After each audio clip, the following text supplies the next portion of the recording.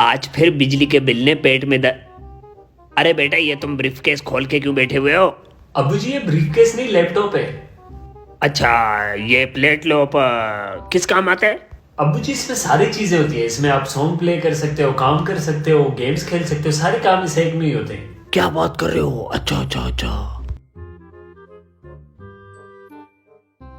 अरे बेटा, इसमें वो मेरा सॉन्ग लगा दो ना, वो तुम, मैं जरा अपना गाना सुन लूं, वो फेवरेट वाला।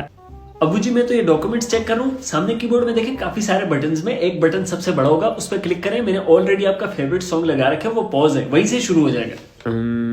बड़ा बटन क्या ये बड़ा बटन यहाँ पे? अरे बेटा, कहीं फट वट न जाए। मेरे को बड़ा डर लगता है इन चीजों से। तुम खुद ही आके लगा लो, मैं सुन लूंगा वहां बैठ के। अबू जी, इतने क्यों डरते हैं आप इन चीजों से? सामने देखें कीबोर्ड में काफी सारे बटन है, एक ही तो बड़ा बटन है, उस पर क्लिक करें, कुछ भी नहीं होता, ऐसे ही सीखेंगे आप। अच्छा, ये कहाँ गया? भागना उधर को है, दरवाजा उधर है, याद रखने ये बात, उधर को भागेंगे। अच्छा, ये बटन तो सबसे बड़ा यही है, कहीं फट ही ना जाए, अल्लाह खैर करे। बिस्मिल्लाह। या अल्लाह, बस आज बचा ले।